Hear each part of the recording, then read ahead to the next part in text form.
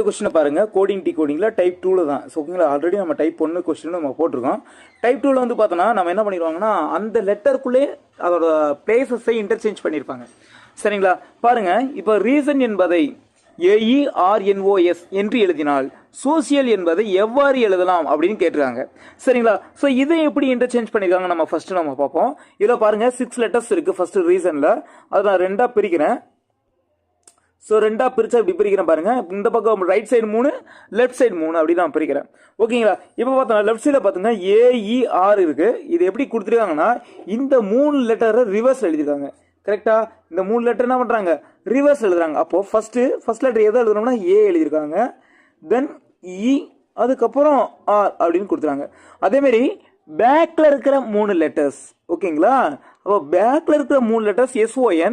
அப்போ first letter என்ன வரணும், ரிவர்ஸ்ல வரணும்னா NOS அப்படின்னு நம்மளுக்கு வரணும். ஓகேங்களா, ஸோ அதே மாதிரி தான் இங்க கொடுத்துருக்காங்க. சரியா, ஓகே. அதே மாதிரி சோசியலை நம்ம பிரிக்கலாமா பாருங்க. சோசியல்னா 2ஆ பிரிக்க 6 லெட்டர்ஸ் இருக்கு. ஸோ சோசியல்னா என்ன பண்றேன், 2ஆ நான் டிவைட் பண்றேன்.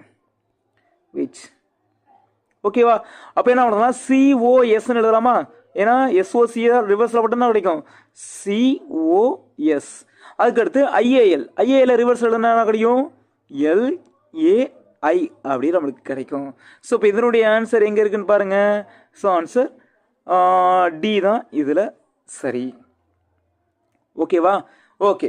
ஸோ இதே மாதிரி இன்னொரு கொஸ்டின் நான் உங்களுக்கு நான் கொடுக்குறேன். ஸோ அந்த கொஸ்டினுக்கு ஆன்சர் என்னன்னு சொல்லிட்டு கமெண்ட் செக்ஷன்ல கமெண்ட் பண்ணுங்க. Thank you so much.